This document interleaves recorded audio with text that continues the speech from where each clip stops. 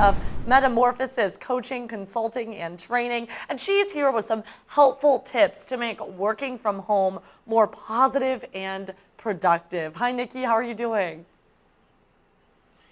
Hi, Jenna. Good. Great to be here as always. Working from home can be challenging, but with a few changes, it can be really something that we start to enjoy. The first one is optimizing your environment. Simply put, it's looking at your workspace and giving it a mini makeover. Declutter. We work best if we have clear space. It'll help our mind to be clear. Add some touches that bring you joy, whether it's some flowers or a candle, whatever that is.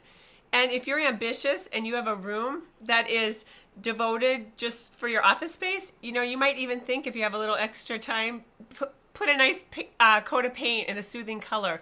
That's going to make a big difference. You want this space that you're going to work at to be peaceful and inviting. The next thing is to eliminate distractions from your daily work day.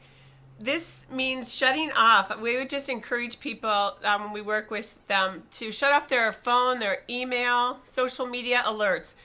The time we spent doing this can really derail our day. We would suggest scheduling to check your email 1 to 2 times a day, and that way it doesn't derail you. We actually work with teams on this and productivity, and one team that we worked with estimated they saved 2 hours a week per person just by waiting and not having those alerts on all the time.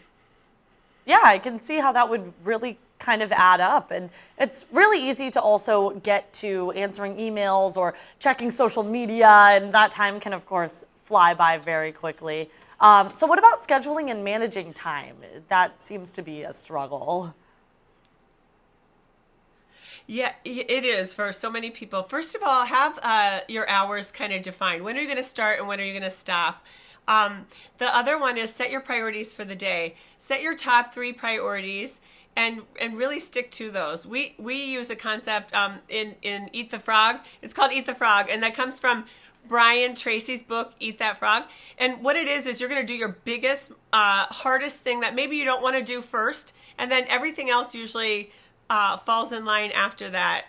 It's a great concept. That book I highly recommend. It's really helpful for people working from home now just to have some great productivity tips. It does sound like a wonderful book, and I really like all of those tips. Can you think about any other tips or last minute things before our time is up? Sure, just a few things. Get ready for your day like you would at work. It's really easy to think you're going to work from jammies or things like that, but get ready for your day.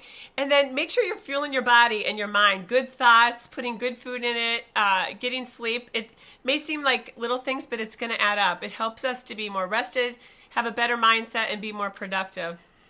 Awesome. Well, thank you so much. All of your tips have been very helpful, and we will be right back after this break.